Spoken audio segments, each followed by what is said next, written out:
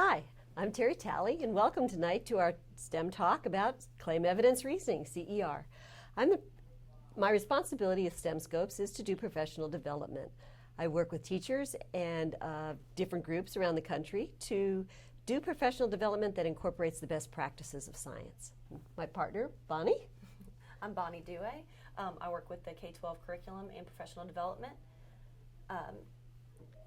Writing K-12 curriculum for various states and the national program. While we're doing this, please don't forget to tweet in your questions at STEMcoachPD and hashtagging STEMtalk. So, talking about claim evidence reasoning, historically the science classroom has been about learning facts, giving those facts back to the teachers with the teachers' questions, as well as addressing how do those facts relate to the science curriculum. Well, what we found is that students don't do well on standardized assessments or high-stakes tests when, even though they've had experiences in the classroom, they don't relate what they've learned in science to those questions or the data that they're given to analyze. The work of Krajek and McNeil out of the University of Michigan looked at those same problems and came up with the idea of using scientific claim, evidence, and reasoning to explain the phenomena that students are seeing in their classrooms. By doing that, student achievement scores have increased, and students feel very comfortable with being able to connect those claim and evidence to the reasoning that they're learning in the classroom. Bonnie, what have you experienced as a science lab teacher in using claim evidence and reasoning? Well, as budding scientists, our students recall their observations and record their data from their investigations, their activities, or even field trips.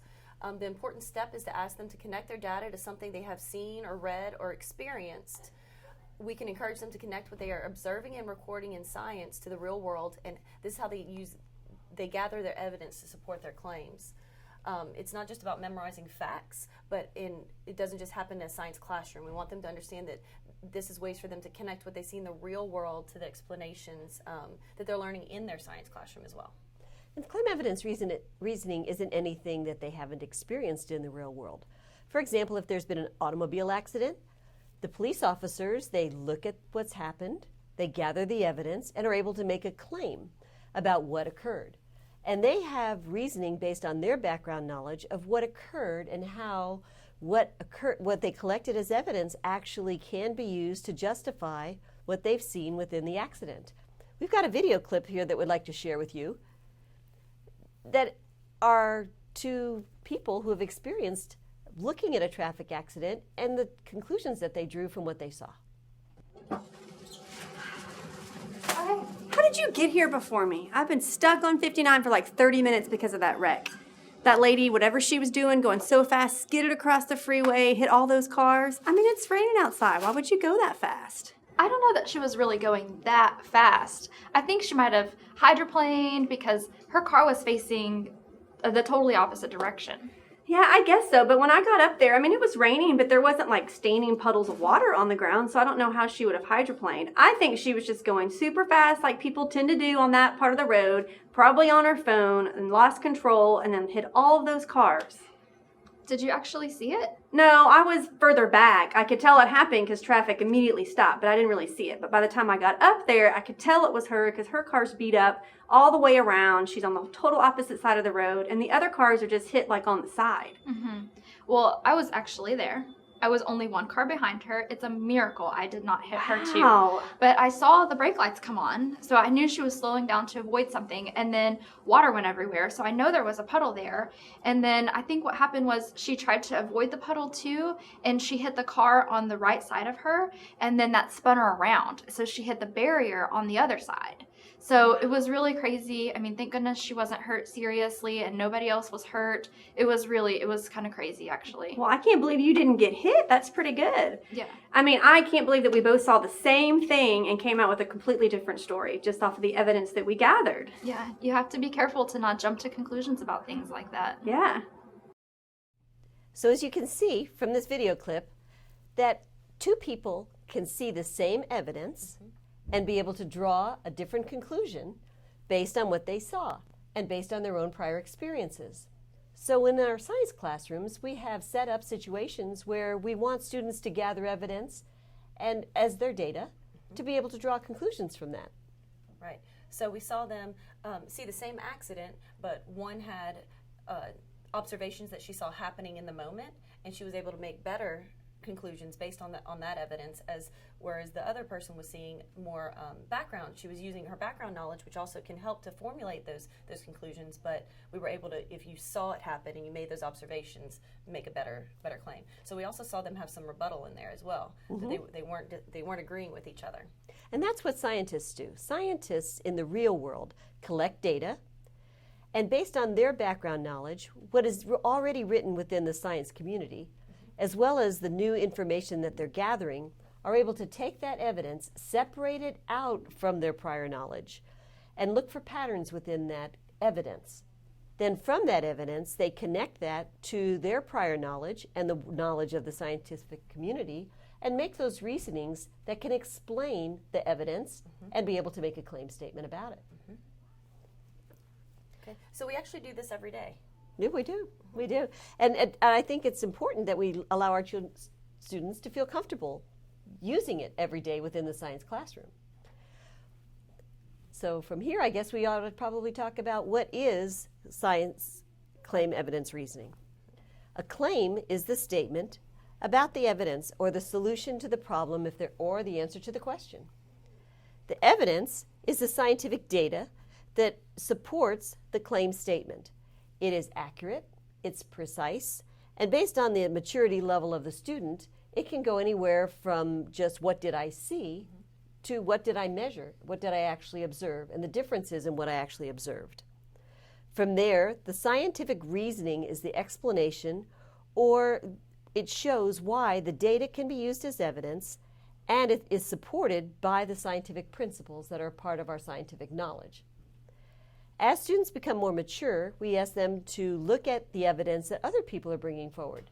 And if that evidence is the same, at that point they compare their reasonings and the conclusions that they draw from that. And sometimes they're not the same, and they enter into what's called rebuttal. The diagram that we have that I'd like to show you next shows the sequence of how this claim evidence and reasoning is pulled together. Just like in a CSI investigation, the officers about the crime scene are actually looking at the evidence that is collected. They don't bring any personal judgments into it. They just collect the evidence, record that evidence, and keep it as clean from their thinking and their reasoning as possible.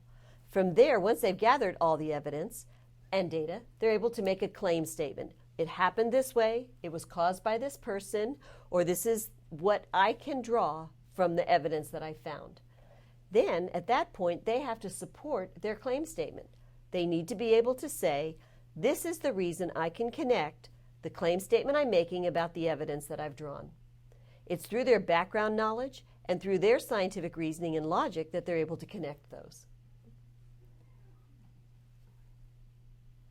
One of the things that I found is interesting is that we teachers try to assess our students based on that scientific knowledge that they're bringing forward, without being able to actually articulate why is it reasoning. So there's a real difference in what is evidence and what is reasoning. And we need to help our students to keep those two separate things. Overall, we want them to be able to start speaking like scientists, explaining their reasoning. All right, we have another question from WDov 530. How can ELA teachers support their use of CER by having their kids, can they have their kids write scientifically in their own classrooms? Well, Bonnie, did you have your students write in your classroom? Absolutely. And did you feel, did your English language arts teachers feel like they were supporting you? Did you see any connection between what you were doing and what they were doing? I wish I could have seen more between what we were doing, but absolutely, in just the way that they wrote in their own writing, maybe not about their science topics, they were doing this. You do this whenever you write about anything, so I think these can definitely go hand in hand. And what Krajek said when he was writing up the conclusions was he suggested that this is the same rubric and the same schema that is used by English language arts teachers. When they ask their students to write informative paragraphs, the first thing they do is they ask their students to make a topic sentence. That topic sentence is basically the statement of the claim. They ask their students then to support their topic sentence with supporting statements, sometimes as many as 3 or 4, which will allow the student then to be more articulate and more expressive in what in the way that they support that claim statement.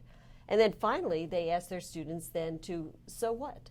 Talk about why these statements that support the topic sentence actually support the topic sentence. And that's the development of a paragraph from an English language arts perspective.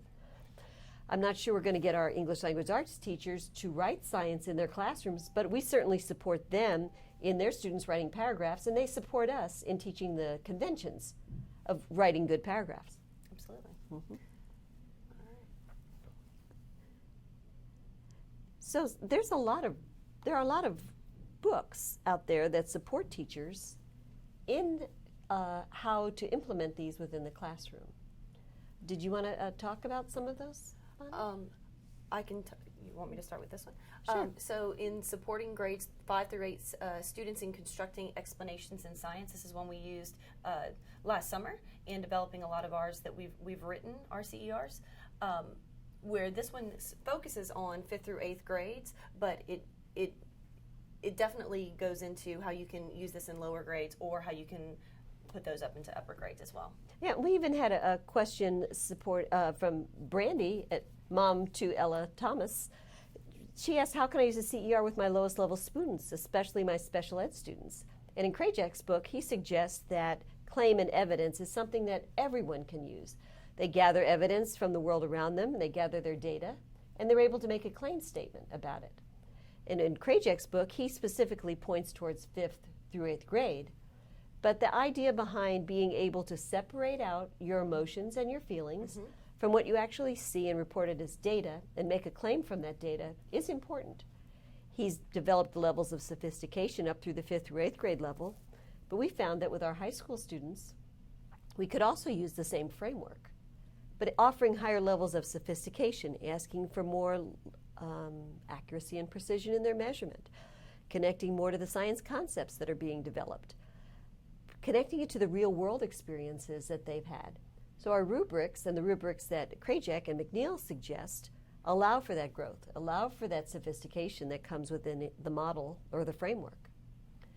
Another book that I find very helpful is the Science and Literacy. It's a collection, it's actually an edited book that is put out by the National Research Council and sold by NSTA in their bookstore. It has a lot of really good essays from the perspective of the researcher and the perspective of the teacher. Being able to say, if my students want to be scientifically literate, and every student truly does want to be scientifically literate, but they're just not sure of how to get there, he suggests a series of giving feedback, giving opportunities to students, and allowing the discourse and the discussion in the classroom to increase that skill level for the students. He has several examples that he shares, and we use a lot of those examples as we're training teachers in how to fine-tune and help students become more sophisticated in their abilities. And the last book we wanted to share was Questions, Claims, and Evidence.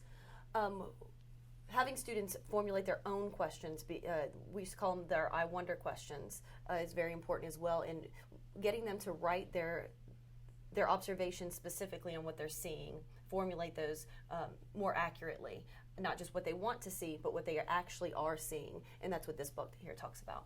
And then connecting what they see and the questions they ask to how they gather their data. We talk about the importance of a data table. The data table observes not only their measurements, but it also collects their observations in an organized and sophisticated way, so that students can refer not to the lab procedure or not to the list of things that are extraneous, that have nothing to do with the evidence, although they have to do with the reasoning. They want to put the two together. But that data table fine-tunes for them the evidence that we want them to collect. And then finally, how do you connect that claim and the evidence? We have a question about evidence. Who is that from? About the reasoning. And the evidence. From Shantae Kemp on Facebook. She asked, how would you model to a 5th grader the difference between evidence and reasoning? What would you do? If you have your students in your class start interjecting their own inferences into the data, how would you work with that?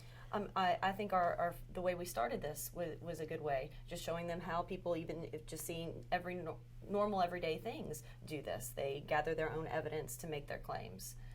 And what we do as adults is, because we have such a wealth of experience within the scope of how we think, we see something and we put the reasoning to it right away.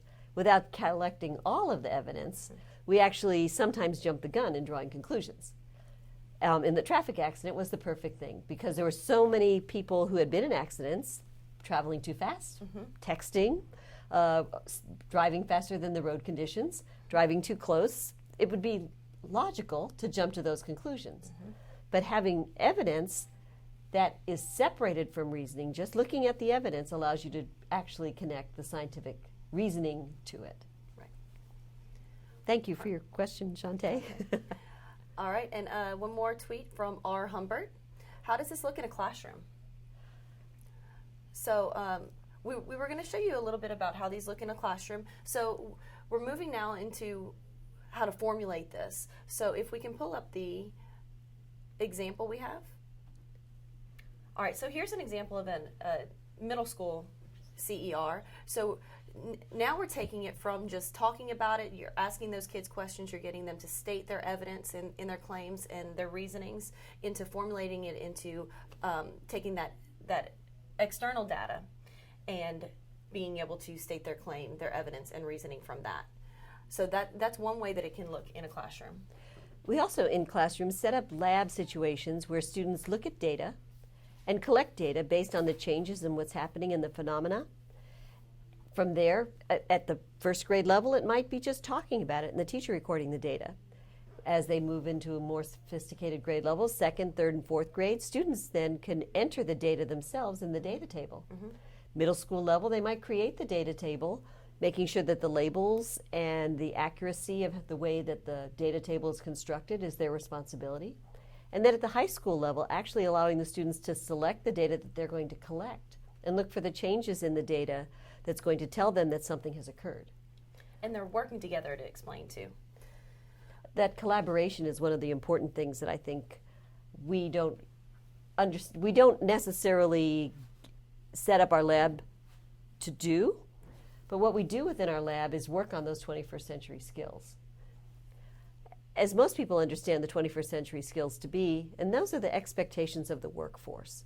What does the workforce want in its employees? Those people who get a job based on a really good resume and a wonderful transcript find that they have difficulty in keeping and retaining their jobs if they don't have these 21st century skills that the employers are looking for.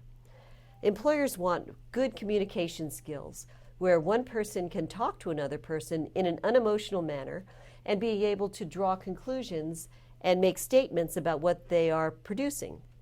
There needs to be a collaboration among the team members, like we set up in the classroom, where you can proofread someone else's work and come up with a common product that you're both proud of. There's that presentation of being able to present your thinking to other people, and they fully understand what you're saying, and they understand what you're presenting to them. Innovation is being able to take the information that you know and the skill set you have and being able to solve additional problems and answering questions that are a transfer of knowledge that you've gained within the school setting. And finally, the integration of technology, being able to integrate technology as a tool for what you're doing as compared to making it the purpose of the lesson. So within claim evidence and reasoning, we feel like students have an opportunity to use all of those 21st century skills. That, doing a lab investigation in a small group, dividing the roles and responsibilities, each person being responsible for a portion of the lab, collecting the data with accuracy and precision, using the right labels, all of those lead to those 21st century skills. So Bonnie, the question might be, how do we grade our students? What is it that we can do? Brandy, again, at Mom to Ella Thomas, says she finds the hardest part is grading. As a matter of fact, she says, I find the hardest part of teaching with a CER is the grading. What tips do you have in grading my CERs to make them easier? Okay, so if we look at a structured CER, you can, I guess we'll show this one. So if we look at this fourth grade one on, third grade, inheritance and variation of traits,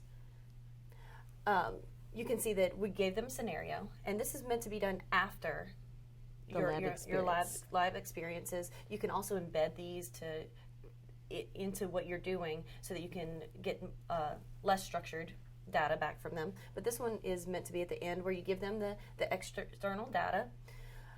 You have them write their claim and their evidence, and then you can use these rubrics that can really help you to formulate where you want them to get.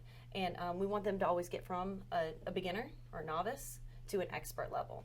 So a big key thing here in remembering when you're using those rubrics is not to use it as a grading tool A, B, C, but as a way to get them to move up in their levels and become experts in their thinking. One of the things that Krajek pointed out and spent a lot of time developing is the fact that the grades that we assign to our students tend to be the bottom line. It tends to be how students evaluate themselves as compared to their work. So the way he outlined his rubrics, and if we could see one of the rubrics, the very first one breaks it apart as to claim, evidence, and reasoning. The claim statement has a separate score from the evidence area, which has a separate score. The reasoning each have a separate score. So what we want to do is help our students to see, what does a novice writer write? And then how can I improve so that I can become proficient? So the feedback that we give them is not about a grade. It's not about you're a failure at this, you're not good at this, but it's to help the student to become the best he can be in your science classroom by looking at what does a novice student write? And then what does a proficient student write as compared to what does an expert student write? And that is in the same as the world of science. In science, experts start at the novice level, and they have conversations with others who are experts to find out what it is that they need to do to perfect their skill at it. And they get feedback. And it's not that you're a failure, it's that you don't have the skill set. And so the more you practice at it, the better your skill set becomes. Right. And the bottom line of that one was the showing the rebuttal. So what is the difference between rebuttal and arguing and argumentation? How do you clarify for your kids that there is a difference?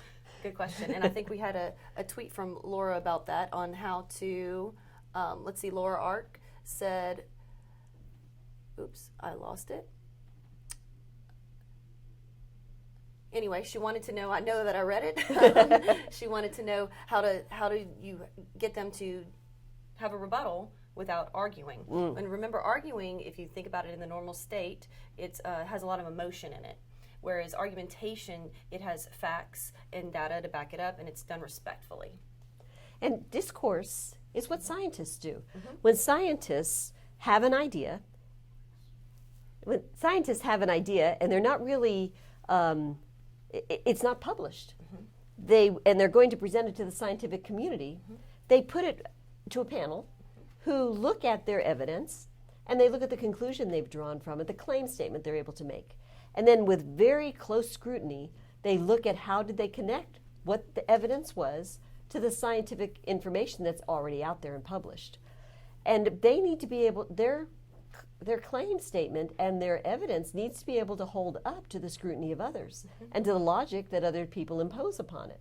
So we want our science students to be able to do the same thing. We want our science students to be able to, with confidence, present their ideas, present their thoughts, and to be able to argue from the scientific reasoning that they have. Now, argumentation, when you talk from facts, it's pretty hard to argue that that's a poor opinion, because we're not bringing opinions into our evidence. It's very important for us to work towards not allowing opinions or inferences to be a part of the evidence. Right. And we want to do that with our students whenever they're writing these as well. When they're giving their evidence, we want to help them to start to formulate those, especially in the lower L situations, that they are putting just what they are actually seeing in. Too many times I think we've seen our students that they want to see something happen, so that's what they try to record, or we really want to try to get them to just record what they are actually seeing. And some of the things that I've noticed in claim evidence reasoning with students, for example with pH, what they want to do is to record the inference. For example, when something turns blue, they want to, in their data table, record that it's a base, as compared to saying it turned blue, which was their actual observation. And so then when they see the patterns of the substances turning a certain color, then they can make the connection to the scientific reasoning that when that solution is a certain pH, these are the things that are indicated by the indicator, as compared to the substance is being an acid or a base. They're depending on the indicator, which is the scientific reasoning. All right. You want me to pick up another? Sure. Let's see. One more. The difference between evidence and reasoning is the hardest part for me. Please answer. So what would you say is the difference between your evidence and your actual reasoning? You know, when we grade student work and teachers sit together and talk about the student work that they have, and they compare the quality of student work, some of the things that they do is they look at the rubric and they see, where do my students have the most number of ones? Where do my students have the most number of twos? Mm-hmm. And those that are ones mean that the students are not proficient yet. They're not experts in it. And I find that that is the leading place where students actually fall, is they put their reasoning, they try to explain why their data is what their data is, compared to just reporting what their data is. And we spend a lot of time using the rubric and helping the students see that they didn't get a 2.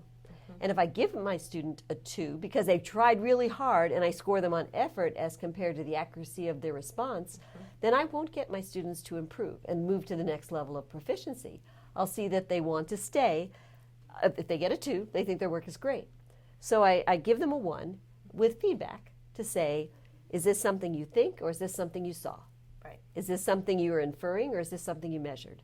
And it helps them to fine-tune what is evidence as compared to what is reasoning. Let's see what else we have today. One of the things that I like about the rubric is that it gives the teachers some guidance as to what it is that they, as a teacher, need to share with their students, what experiences they need to give their students so that they can develop in those levels of proficiency. But what about the second grade student or the kindergarten student who can't read all of those words about what needs to be done for proficiency? Well, one way that we addressed it in our writing is we gave them visual clues for that, and we made it to where the teacher knows that the student can either say it, draw it, or write it, depending on where they're at in their level of ability. But the students really get a completely different looking rubric. They get one, we chose smiley faces, where they get either 1, 2, or 3 smiley faces, still with feedback, just the way you would with older students. And you can see that we formulated those a little differently for what the teacher sees as opposed to what the student sees. Giving the teacher a lot of information on what they would look for between a novice and an expert. And students truly want to be the best that they can be. I don't know that there's any student that walks into school today and says, I think I'm going to be proficient. I think I'm going to be mediocre today. I believe that students truly want to be the best that they can be. And we as teachers, it's our responsibility to give them feedback that will change that ability level, change their competence, which in turn changes their confidence. And when students learn to be able to have discourse as compared to argumentation with their peers, at that point it changes the level of conversation that students have. What I love to see when I observe in science classrooms are students having discourse, where they go back to their data table and they talk from the evidence, they talk from the fact that I saw this happening. Even in professional development, when I work with teachers, one of the things I enjoy seeing is when teachers begin to pull back on their inferences and move forward with what's happened in the data table that they've recorded. I feel like they are maturing in their ability, and the students are going to benefit from that because they can separate their inferences from their data. Right. And I think you also start to see their misconceptions come through in some of those inferences that they're stating as well, even before they start or even while they're doing it. If they're recording things they're not actually seeing, that becomes a misconception that's brought to light. Agreed. We have a slide prepared on Krajcik's rubric. On Krajcik's research, which is up towards the top. It talks about using conclusions to evaluate student learning. And we know that science taught in the public schools and in private schools and everywhere that science is taught should be about explaining science phenomena. It's not about a memorization of a group of facts. It's not about the scoring on the test that you get, the high-stakes tests, the AP tests, the standardized tests that you're about. It's about being able to explain the natural world to a level of understanding that you have scientific literacy. Literacy is about being able to make a decision about science that is based on fact rather than emotion. So we as science teachers, it's our responsibility to set up situations where students can use their knowledge to explain the situation and explain the phenomena. We also use CER to help us to find and discover those misconceptions that students have, the gaps in their knowledge, because preconceptions and misconceptions are a misunderstanding putting two situations together and trying to explain one situation with another situation, which sometimes can be inaccurate. So our job as science teachers is to listen for those misconceptions and to determine ways that we can change those in the student's mind through presenting discrepant events or other research or information, or through the student's reasoning, find those gaps and find ways that we can fill those for them. And also we find that when students write, I had 150 7th grade science students that I taught. How many did you have in your lab, Bonnie? Well, 35 at a time. So. And we don't always have the opportunity to talk to every single student that we have. But we can, through their writing, get into their minds and find out what they know and what they don't know and where those misconceptions lie. And I believe, to Krajek and McNeil's credit, they spend a lot of time talking about how do you break down those misconceptions. What is it that the students are linking that may not be accurate and allows them to draw those misconceptions as conclusions? I believe that, do we have any more questions that we haven't addressed yet? We have one from Reed Whitaker. How can you teach students effective debating methods and skills to use when using CER in the classroom for rebuttals? Oh, that's excellent. What I found is that students who become passionate about what they've discovered and what they've learned through inquiry, they truly want to defend it. So using the strategy behind debate, which is state of the facts, take emotion out of it, but be passionate, but keep emotions out of it, I believe is a really good foundation for even in adult life when you're in a situation where you need to defend your thinking, and always going back to the facts, always going back to the evidence that you've collected, and helping students to realize it's the sophistication of collecting evidence that is going to be in their favor. Because just to gather information is one thing, but to gather it accurately and with precision allows you to make pointed arguments in rebuttal when someone else brings up a more generalized statement. And sometimes even staging those things in your classroom are fun as well. If they're trying to test to see what kind of substance something is, if you give one group one substance and another group another substance, they will have that discourse, and they both are stating their accurate claims. But using that discourse to say, oh, well, we must have something that's different, and coming to that realization together. I like this. When I was teaching 7th grade science and I found my students were achieving on tests, I thought it was because I did not present my hands-on experiences to them in a way that they understood. But the more I asked them about their experiences and the more I asked them about the connection between what we learned in the science classroom, I found that there was a true disconnect. So by finding this research and finding Krajek's work, I found that there was a way that I could connect the science content that they discover in their hands-on experiences, and then helping them explain that. Because oftentimes the questions we ask them is to state the difference between these two things, but never get into the why.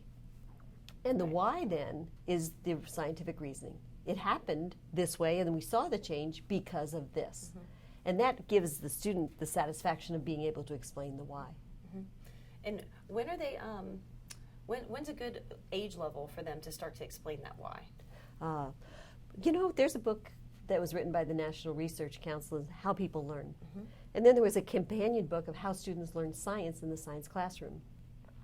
And they are very clear to say that there are developmental levels within a student's learning, that they develop a schema in their brain and they begin to categorize and classify those things that they observe in their world, and that gives them meaning when they can begin to categorize thinking.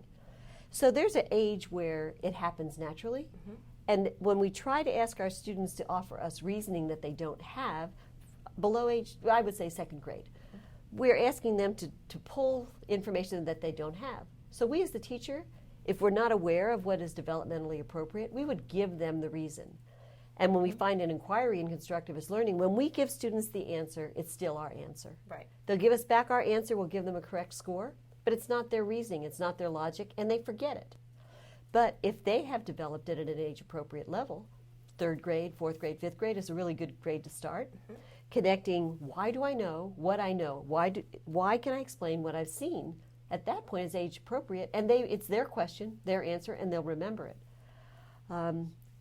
With your students, how did you find, at what age do you think it became easier for them? And when did you hold them accountable for that?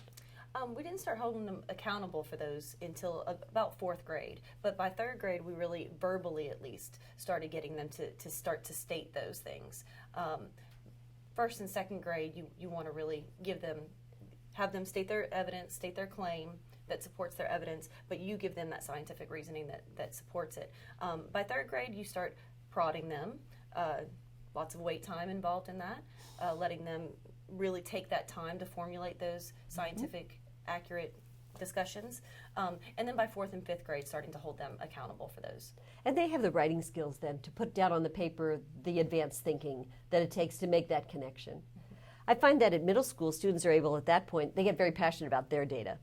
And if you even hint that their data is not what you were expecting, they'll change their data to make sure that it's right. So by being able to give them the tool of rebuttal, to say my data is different than someone else's data because of these things. Maybe I measured with a tool that didn't have the fine graduates that other students used. Or maybe I used mass instead of speed to measure the results of my experiment. So my data is going to be different than someone else's data. It doesn't mean my data is inaccurate. So by using rebuttal, I'm able to explain to my partner in my lab or the lab table across from me why my data is different, but why it's still evidence and why it's still accurate. I think at the high school level, there is a level of sophistication that comes where students now have a lot of experiences, have a lot of opportunities in the lab. And I think that by having that experience, they can tie reasoning in to a higher level of sophistication. So they can look at evidence and say, you know, my evidence is not complete. I need more evidence, and they can go back in. So why would we do this? Why bring claim evidence and reasoning into the science classroom? Really, the easiest answer for that is we just want them to start speaking like scientists. We want them to start organizing their thoughts, and this leads them into those scientific conversations that they can have later. Science is about explanations. And to be scientifically literate, we need to start adopting the practices of scientists. And the practices of scientists are to gather evidence. And from that evidence, they can make predictions as to what possibly could happen in the future, or they can make predictions as to what happened in the past. And so being able to, based on our evidence that we've collected, be able to say that because this occurred at this point, then perhaps the same thing happened in the past. And so as we gather new evidence, find new pieces of information, find fossil records, find different stars that have been formed in different ways, then we can, based on what we know currently, explain what happened in the past. And we can make predictions into what happened in the future. And that's scientific literacy. So by being disciplined in what we know and how we talk about that, using the practices that scientists use, we're creating a sense of literacy, scientific literacy among our students.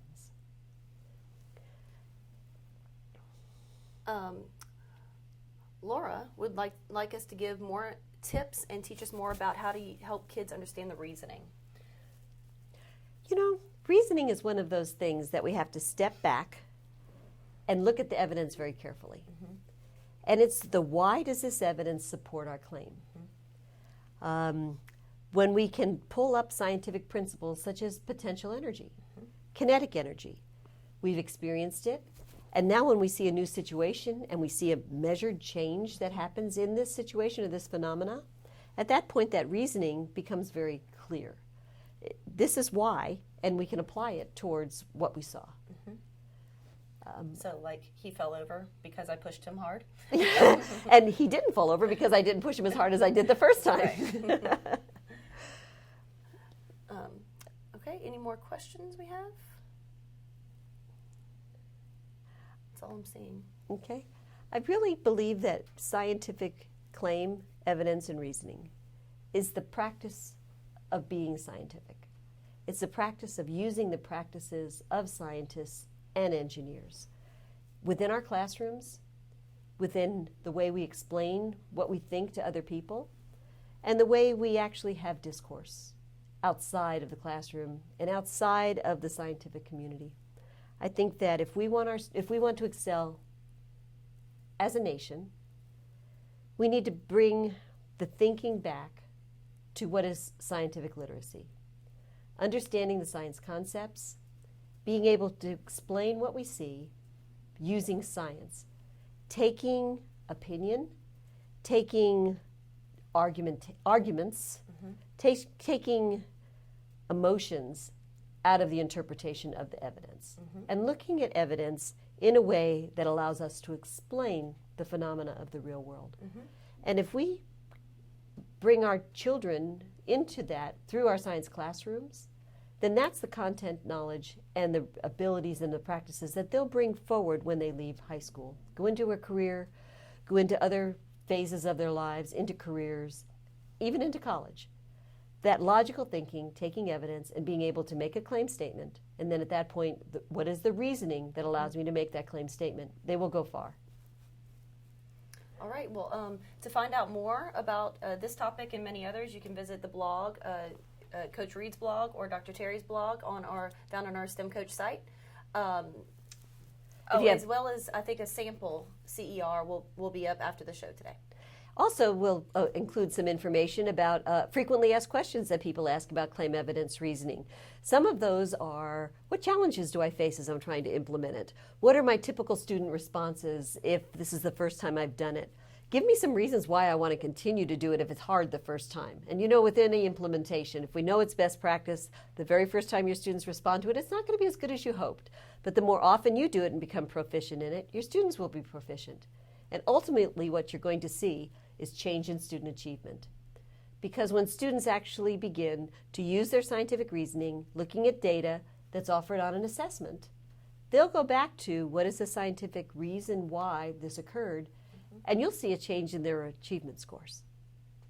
So, thank you so much for joining us this evening, and we look forward to hearing from you again. Thank you.